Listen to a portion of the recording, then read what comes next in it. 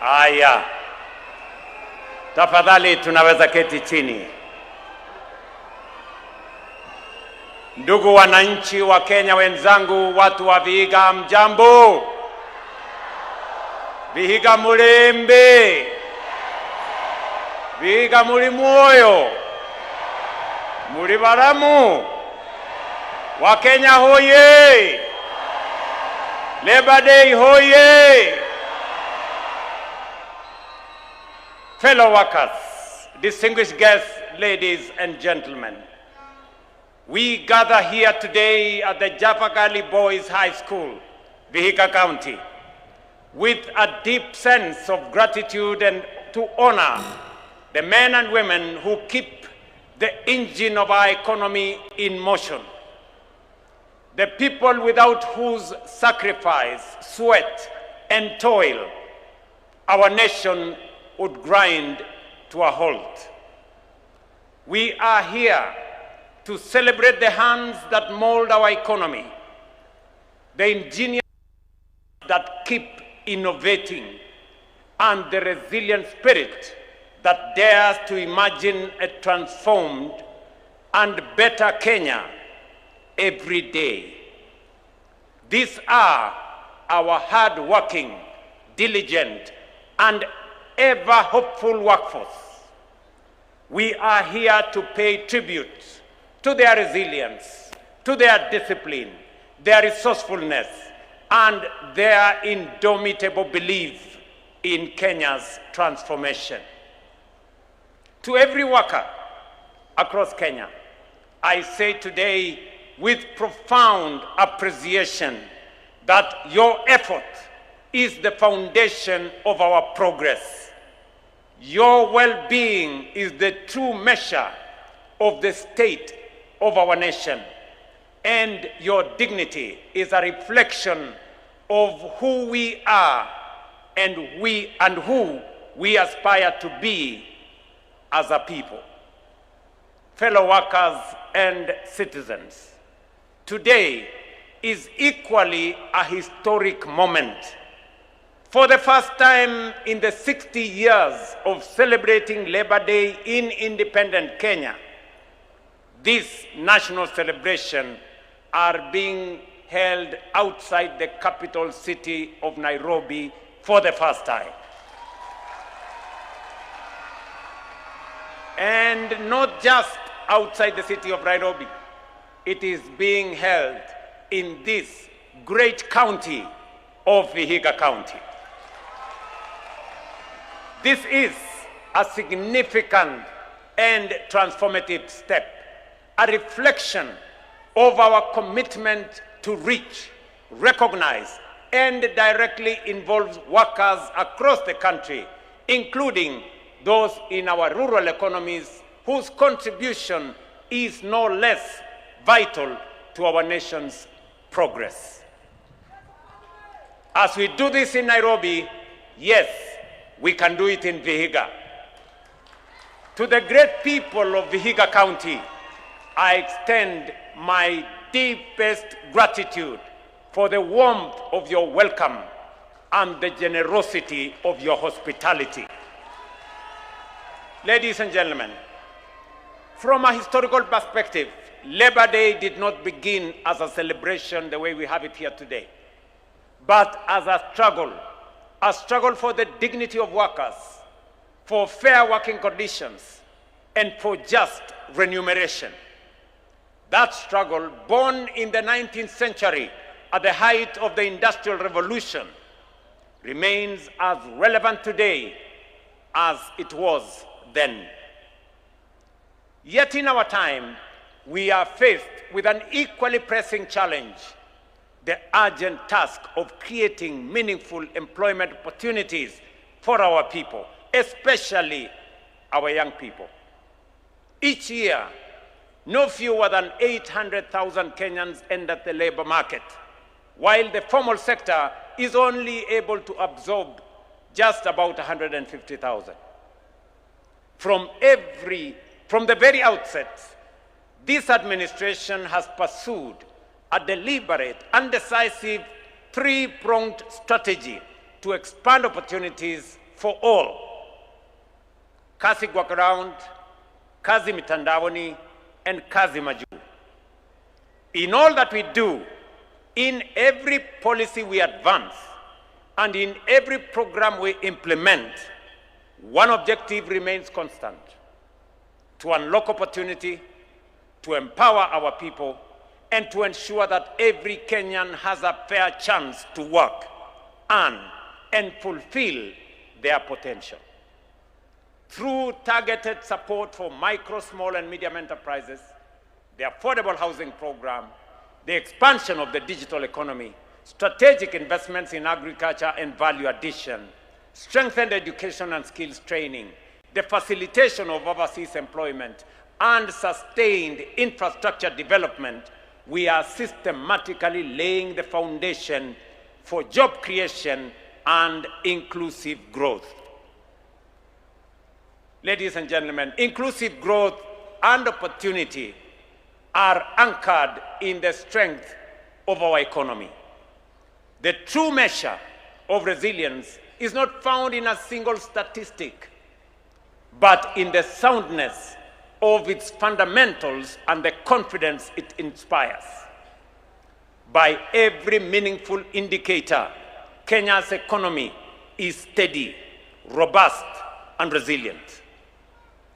Our GDP growth has held firm above 4.6%, even in the face of global uncertainty and internal disruption.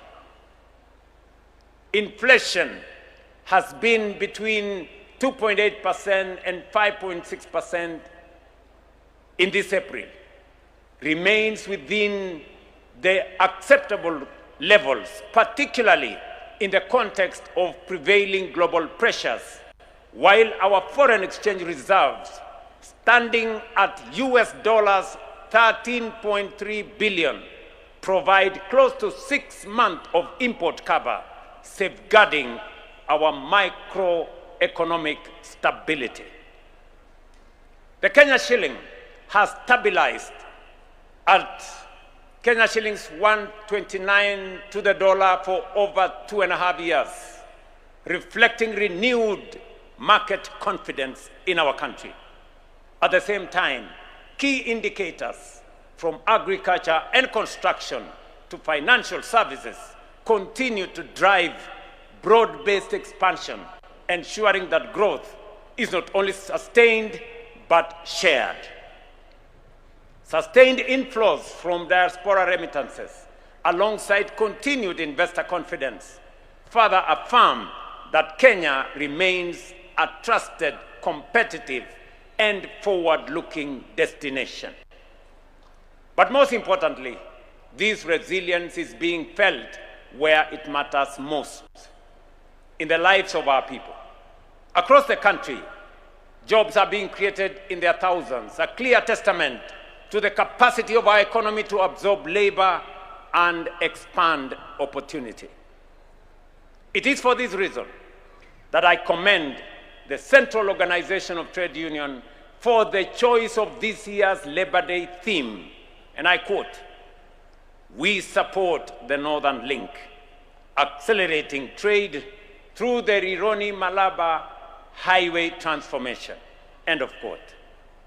The theme reflects a clear alignment with the government's strategic focus on infrastructure as a key driver of economic transformation, regional integration, and job creation. The Rironi-Mau Summit Road is not merely transforming infrastructure. It is reshaping livelihoods. As a vital corridor, it strengthens regional connectivity, streamlines the movements of goods and people, and unlocks new economic opportunities across our nation. Western Kenya is a major beneficiary of this road expansion. The traffic nightmare that has long confronted those traveling to this region during peak periods will soon be a thing of the past, replaced by smoother, faster, and more reliable connectivity. This will happen as soon as next year. Along the route, this road is unlocking employment for contractors, suppliers, and communities while opening doors for trade, tourism, and investment. At least 10,000 new jobs will be created through this project alone. Additionally, we recently launched the extension of the standard gauge railway from Naivasha to Kisumu and finally to Malaba, a 262 corridor that will connect the industrial hub of Nairobi to the rich agricultural heartlands of Western Rift Valley region, including Narok, Kericho, Nyamira, Kisumu, Vihiga, and Busia. We have also broken ground, as you all know, on the 107-kilometer Kisumu-Malaba section of the SGR, completing nearly 1,000 kilometers rail corridor from Mombasa to Malaba and establishing a critical link to the Malaba-Kampala line. Along this corridor, from Mombasa to Malaba, we will establish the development of industrial parks, logistics hubs, and commercial centers. And let me speak while I am here in Vihiga, that your request that we have a modern transport station here in Vihiga, right here in Luanda, is already in the construction stage, and we have the plan for it.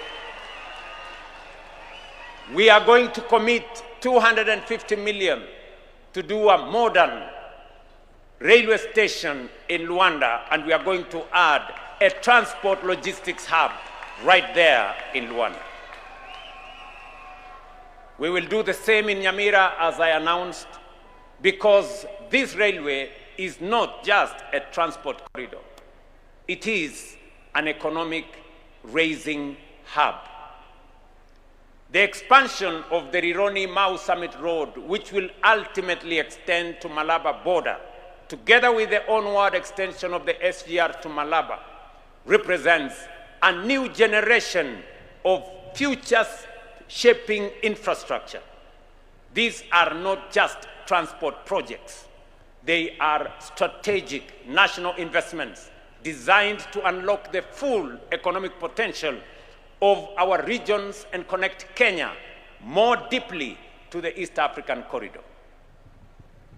Na wacha niseme, ndugu zangu, watu wa hapa Vihiga na Western Kenya,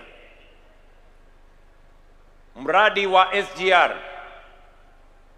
mradi wa barabara ya kutoka Nairobi mpaka Malaba, mumesikia awamu ya kwanza itafika Mau Summit. Nataka niwaeleze ya kwamba kufikia mwisho wa mwaka huu pia tutakuwa tumeanza kandarasi ya kutoa hiyo barabara kutoka Mau Summit, iteremuke ikuje Eldoret, ikuje hapa Kakamega, iteremuke mpaka ifike Malaba. Njia nyingine itapitia Kericho iende Kisumu. Mimi nimesikia viongozi wengine wakisema ya kwamba hizi barabara infrastructure hazina maana. Mimi nashangaa sana. Wale wanatuambia hizi barabara hazina maana ni watu wanaishi na sisi hapa. Wakati barabara na reli zilikuwa zinajengwa siende mahali kwengine, hawakuzungumza. Leo wanatuambia hizi barabara hazina maana, reli hazina maana. Sijui wanataka kitu gani ni ya maana kwao. Ndio mimi nasema kuna watu wako na upungufu ya akili.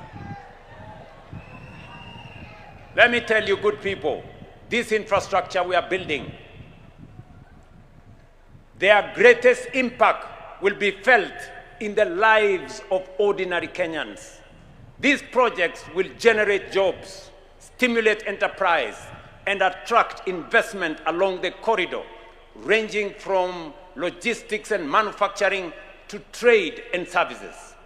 They will create new centers of growth, expand incomes, and lay the foundation for shared prosperity. Fellow citizens, another key pillar of our transformation and transformative infrastructure agenda is housing. Through the Affordable Housing Program, we are not simply building homes. We are reshaping the face of urban development across our nation and turning the dream of home ownership into a living reality for thousands of Kenyan workers. Today, more than 273,000 affordable housing units are under construction across the country, and over 9,000 have already been completed, and we are handing over to deserving families.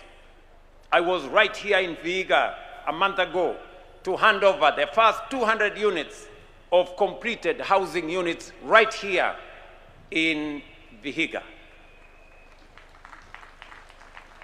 Let me repeat.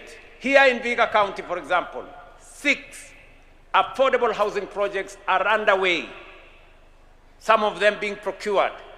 We are going to deliver 3,720 housing units, an investment of 7.5 billion shillings as phase 1.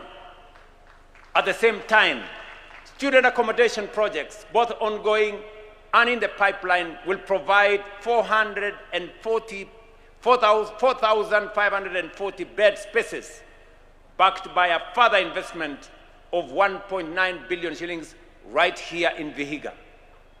Meanwhile, as was said by our good governor, 10 markets are under construction. With another 6 more markets, Governor, we have another 6 more markets that we are procuring so that we will end up with 16 markets right here in Vihiga County. This will deliver 3,470 market stalls currently under construction, an additional 600 in the pipeline, supported by an investment of 1.5 billion for ongoing works and 475 million shillings for planned and procured works. Taken together, the government's cumulative investment in Vihiga in housing and market infrastructure alone now exceeds 15 billion Kenya shillings. This scale of investment and opportunity is unfolding in each of our 47 counties. Never in the history of our nation has every corner of Kenya witnessed such breadth and depth of development. Critically, this progress is being driven not by unsustainable borrowing, but by the resources generated through the hard work, enterprise, and sacrifice of patriotic Kenyan workers. That is why, ladies and gentlemen, I salute you, all the Kenyan workers. It is your effort, your productivity, and your belief in this country that is financing and delivering this transformation. And on this Labor Day, I say thank you to every Kenyan worker for not only believing in our country, but for actively building it, sustaining it, and shaping its future. But beyond the walls we raise and the roofs we build lies an even greater story, the story of work, the story of dignity, and the story of opportunity.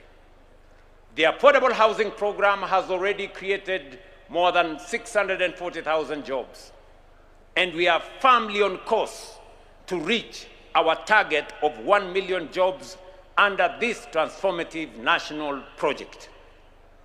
Our young people are at the heart of this progress, with nearly half of all the workers on these sites under the age of 35.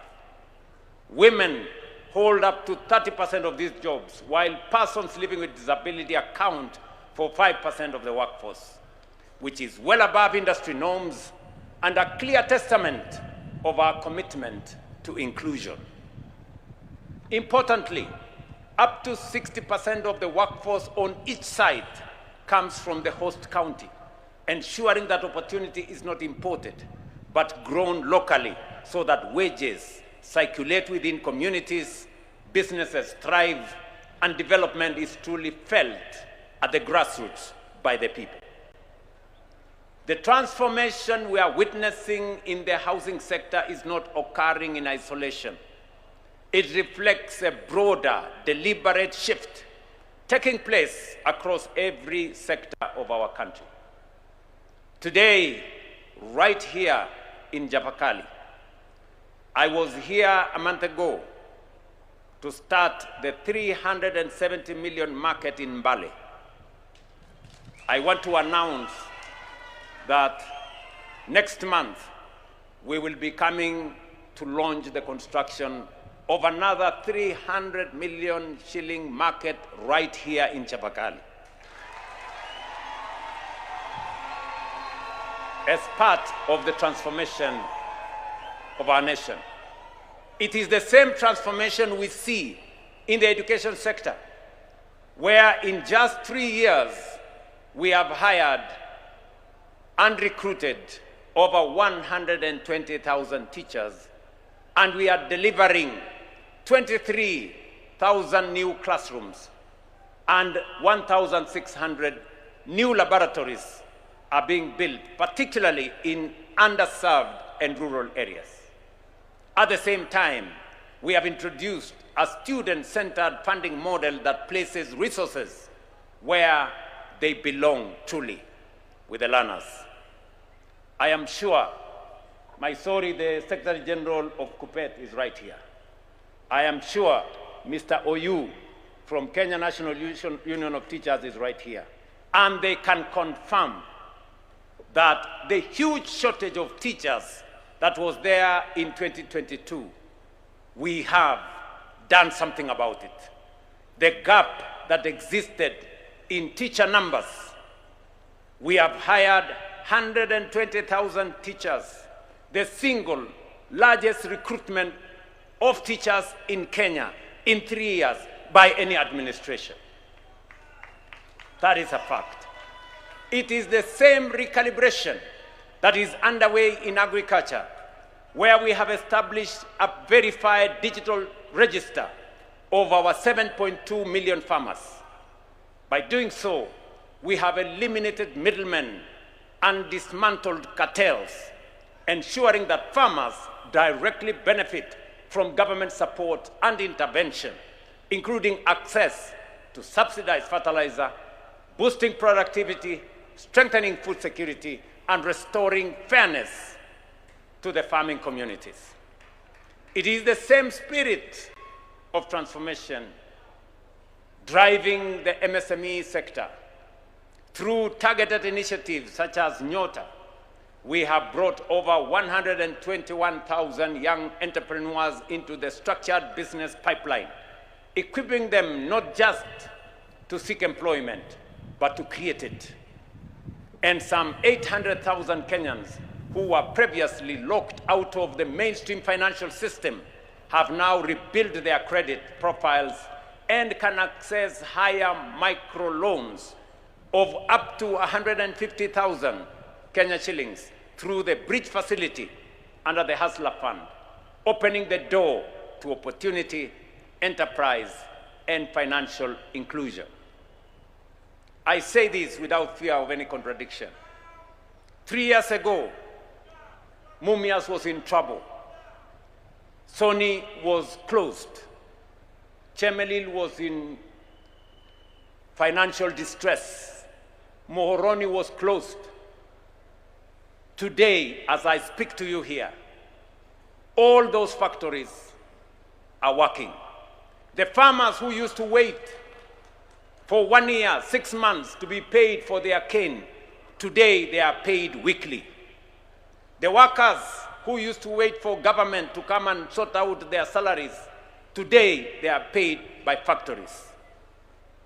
We have removed middlemen, we have driven out cartels, and we have made sure that farming puts money in farmers' pockets. I say it is the same transformation we see in the overseas employment program, where through coordinated leadership, deliberate policy, and strong global partnerships, we are opening structured, safe, and dignified pathways for Kenyan workers to access opportunities abroad. Supported by a global labor market strategy, bilateral labor agreements with key international partners, and flagship initiatives such as Mkulima Maju, Muhandisi Maju, Dereva Maju, Muuguzi Maju, and Mwalimu Maju, over 583,000 Kenyans have already secured employment beyond our borders, with their rights protected and their futures expanded. It is the same expansion we are witnessing in the health sector, where through bold and decisive action, we have expanded health insurance coverage from as few as 8 million Kenyans just 3 years ago on the NHIF platform to nearly 30.8 million today under the Social Health Authority, bringing close to 65% of our population into the safety of care, compared just 16% under the defunct National Hospital Insurance Fund. This is not marginal improvements. It is a fundamental shift, one that is restoring dignity in times of illness, extending protection to millions of families, and accelerating our journey towards truly universal health coverage. That is why I have absolute confidence in the state of our nation and its trajectory. Let me commend the Kenyan National Union of Teachers. Let me commend KUPPET and all the other stakeholders for sitting down with the Ministry of Health and ironing out the differences that were there. I want to assure you, as I did assure teachers when they came to see me, and I do so with all other public servants, that different from the scheme that you had initially, where teachers were only entitled to 900 hospitals under SHA, we are making teachers to seek, we are giving opportunity for teachers to seek treatment, not in 900 hospitals, but in 9,000 hospitals across Kenya. We are expanding their cover, and we want to make sure that you can have access to level 6 hospitals across Kenya, not just one level 6. Do not be distracted by the noise. Do not be swayed by screaming headlines or by the chorus of alarm from those who trade in the currency of fear. They can see what is happening because they live here, as we all do, but they cannot bring themselves to acknowledge the change, the progress, and the transformation, because to do so would strip meaning from the only narrative they perpetuate. Kenya is transforming. Kenya is changing right before our eyes. The noise may command attention, but it cannot, and it will never change reality. Because the true story of a nation is not told in sponsored headlines. It is written in the daily actions of citizens, like the 30.8 million Kenyans who have registered with SHA, and the thousands who continue to do so daily. Ladies and gentlemen, let me thank the Secretary General of KOTU, our elder, Brother Francis Atwoli, for his unwavering advocacy for the Kenyan worker and his consistent support for government programs such as affordable housing.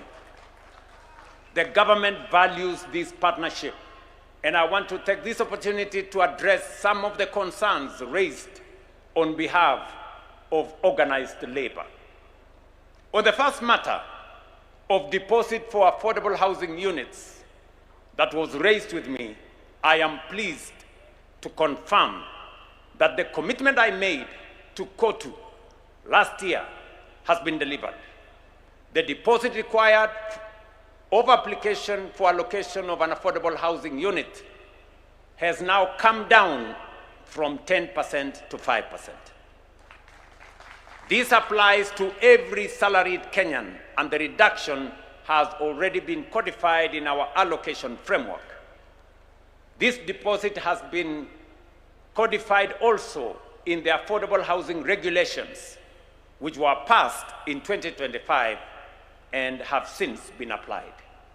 Second, on the engagement of workers in the allocation of housing units, every salaried worker by law is eligible and qualified for an affordable housing unit. We only have one rule: one ID, one home. There should never be a situation where one worker gets more than one house when other workers have never gotten a single house. This means you can only benefit once from this program. The pathway to ownership is straightforward. Register on Boma Yangu platform, select a preferred unit, complete the application, and you will be considered for allocation. Many of the Kenyans who have been allocated homes are themselves trade union members, civil servants, teachers, nurses, and disciplined officers. The system does not ask whether an applicant carries a union card before allocating a home. It only asks whether you are a Kenyan worker who has stepped forward to claim what is rightfully yours. I therefore invite KOTU and every affiliate union to actively mobilize their members to register on Boma Yangu and apply. The State Department for Housing and Urban Development stands ready to work with KOTU and all the other unions on a structured outreach to campaign and guide every interested worker through the application process. Where there are specific cases of workers who have applied and not been served, please bring them forward and we will resolve them. On the recognition of construction workers as skilled professionals, I agree entirely. And I am pleased to note that the framework the Secretary General has asked for is already in place and is delivering results. The National Industrial Training Authority certifies trade qualifications across the construction sector. The National Construction Authority accredits and registers contractors and skilled workers. And through our recognition of prior learning program, which we are running directly in the affordable housing program, we are formally certifying artisans whose skills were learned on the job. To date, more than 2,000 artisans have been certified through this program, including 180 women. These certifications open the door to formal contracts, higher wages, and the international labor markets the Secretary General has rightfully identified. Let me also confirm to the Secretary General of KOTU that I agree that outsourcing must equally be brought into the ambit of making sure that they treat workers fairly and remunerate them fairly, and that they too pay statutory government payments. On the right of workers enshrined in Article 41 of our Constitution, the right to fair labor practices, to organize and to bargain collectively, let me restate that these rights are not negotiable, and that this government will defend them without compromise. Every worker enjoys the full protection of our labor laws.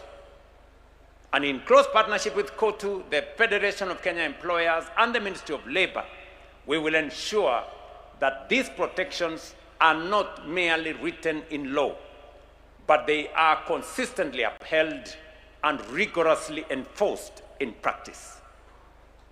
Regarding healthcare, it is equally important to acknowledge that the concerns we have recently seen from teachers and other public servants arise not from the rejection of SHA, but from the transitional operational challenges, as has been stated by the Secretary General.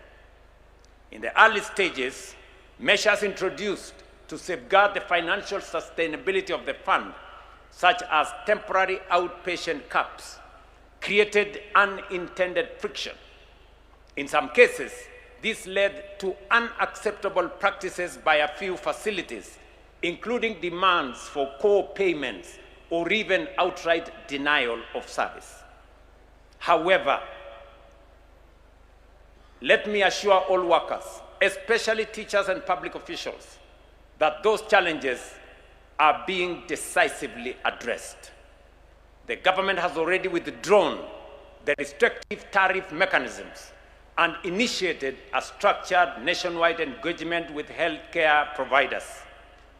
These negotiations will culminate in updated agreements that guarantee a seamless zero co-payment. Let me say it again, zero co-payment, walk-in, walk-out experience for all teachers and public officers. I am equally pleased to inform our workers that following my directive to ratify the International Labour Organization Convention number 189 on decent work for domestic workers and ILO Convention number 190 on the elimination of violence and harassment in the world of work, the National Labour Board has completed the ratification process. The Ministry of Labour is now in the final stages of preparing the necessary instruments for submission to Cabinet in accordance with the Treaty Making and Ratification Act and other applicable frameworks.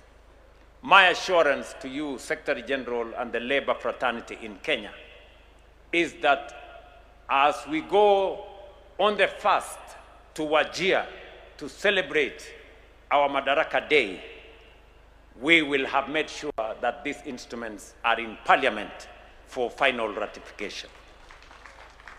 Finally, in recognition of the sacrifice, resilience, and immense contribution of our workers to the growth and stability of our economy, and with the request that has been made by Brother Atuoli and the Labour fraternity, I am going to make some announcements on the increase. But before I make those announcements, wacha nichukue nafasi hii kwa ndugu wananchi wa hapa Vihiga, niseme asanteni sana kwa kutukaribisha Vihiga. Asanteni sana kwa kutukaribisha Western Kenya. Mimi nilikuwa hapa mwezi moja iliyopita. Tuko na miradi tofauti ambayo yanaendelea hapa Vihiga. Tuko na miradi tofauti yanayoendelea hapa katika Western Kenya. Barabara zenu zinaendelea hapa, na mimi nataka niwahakikishie hapa Vihiga nilikuja kupatiana nyumba za affordable housing hapa Majengo. Mimi nitarudi hapa kuanzisha nyumba zingine 1000 hapa Vihiga, hapa Majengo. Nitarudi hapa kwenda Luanda. Pale pia tunajenga nyumba 1000 pale Luanda. Hapa Sabatia pia tuko na nyumba 1000 ya watu wa Sabatia ambayo itakuja kujenga. Na vile vile Hamisi, watu wa Hamisi hoye. Pia Hamisi tumepanga mambo ya Hamisi na mbunge wenu Bwana Kimose, na tutakwenda pale kuhakikisha ya kwamba hakuna sehemu ya kaunti hii itakayoachwa nyuma. Mimi pia nataka niwahakikishie ya kwamba stadium yenu hapa Kidundu ilichelewa kidogo kwa sababu tulikuwa na watu pale, ilipasa tuwalipe ndio waweze kutupatia ardhi zaidi. I want to now state that we have paid everybody who we needed to pay. We have spent 90 million shillings to relocate the people who are there so that we can have space to build a modern stadium right here in Vihiga. Pia mimi nataka niwahakikishie ya kwamba kazi zile zingine zote ambazo tumekubaliana na viongozi wenu na watu hapa Vihiga sitasonga mbele. Na mimi nataka niwahakikishie kazi ambayo mimi niko nayo kama kiongozi wa taifa letu la Kenya ni kazi ama nafasi mbili niko nayo. Ya kwanza ni kusimamia transformation ya taifa letu la Kenya. Kuna mjadala mkubwa hapa Kenya ya mambo ya maendeleo katika taifa letu la Kenya. And it is a good conversation that we are having as a nation. We are having a conversation about transformation. Has it happened or has it not happened? That is the conversation we are having. Beautiful conversation. At least we are not having a conversation about ethnicities. We are not having a conversation about religion. We are not having a conversation about other things. We are having a conversation about the transformation of our nation. And I want to say this on this Labor Day. Kuna mahali katika Biblia pale kwa Mariko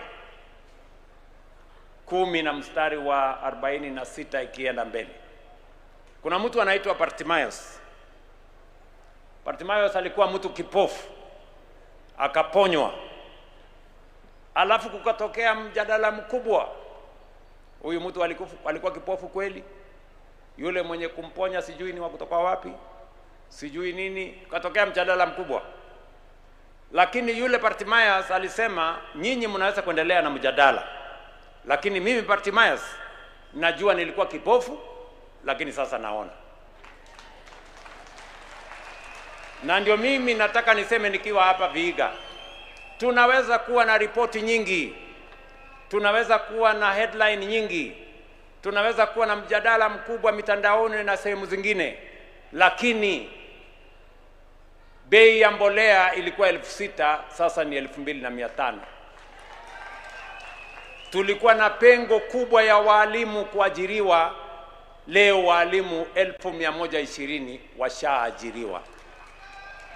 Hapa Vihiga kulikuwa na mjadala ya affordable housing, hatukuiona hata moja, lakini hapa Vihiga leo nimekuja nikapatiana funguo za affordable housing na zingine tunajenga. Hapa Vihiga hatukukuwa na soko iliyojengwa na serikali ya maana. Leo soko 10 zinajengwa Vihiga, zingine 6 siko katika mpango. Hapa Western Kenya kampuni zetu za sukari zilikuwa zimefungwa. Wakulima hawalikuwa wanalipwa baada ya mwaka moja. Wafanyikazi walikuwa hawalipwi, lakini leo kampuni zetu za sukari kutoka Nzoia kwenda Mumias, kwenda Chemelil, kwenda Muhoroni mpaka kule Soni, zote leo zinazagamiwa, zinalipa wakulima ndani ya wiki moja, zinalipa wafanyikazi wao.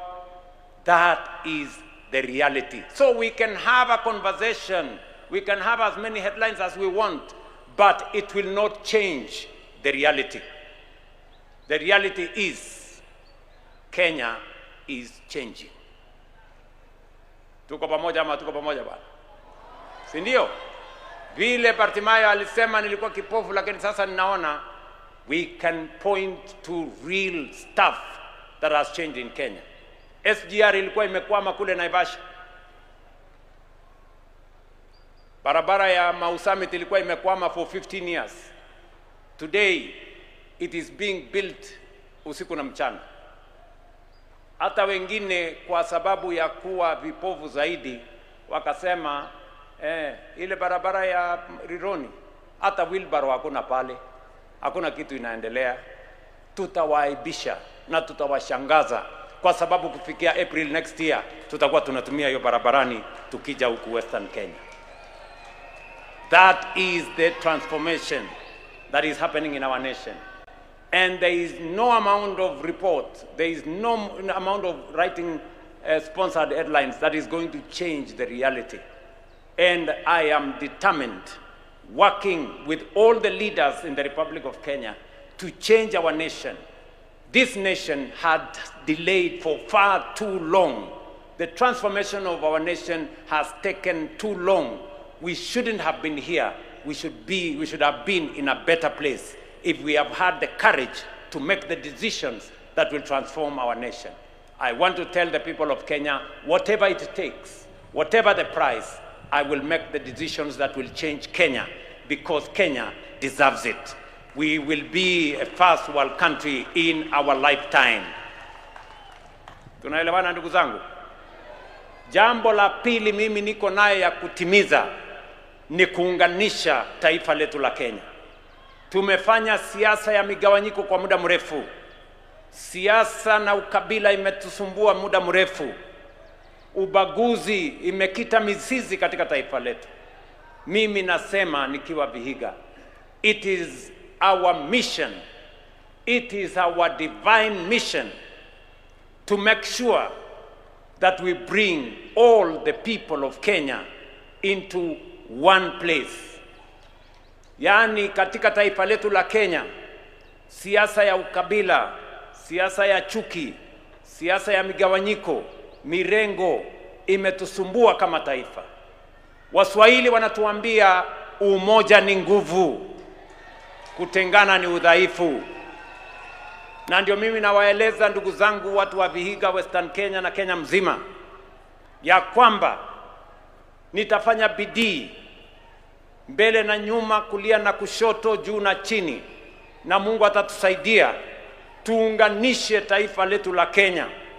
Vile nilitengeneza serikali ya broad based kuunganisha wa Kenya, kulete pande zote za Kenya pamoja, mimi nawahakikishia siasa ya ubaguzi na chuki na migawanyiko haitaendelea tena katika taifa letu la Kenya.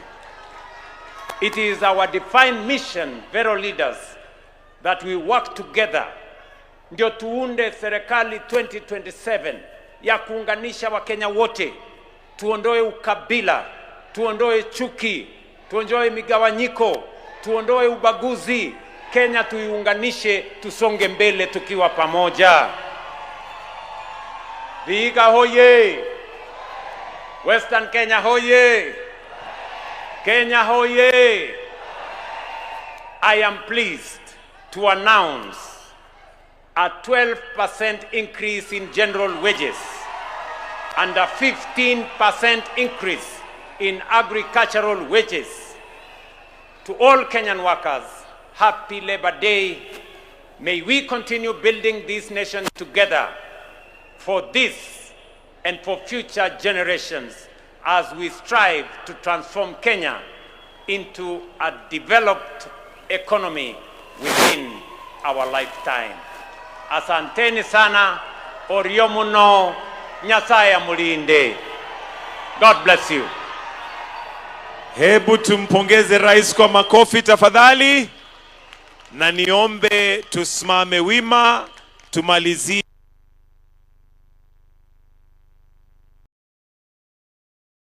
kofia ambayo sio rasmi. Naomba kwa heshima tuweze kuitoa, tumalizie kwa wima.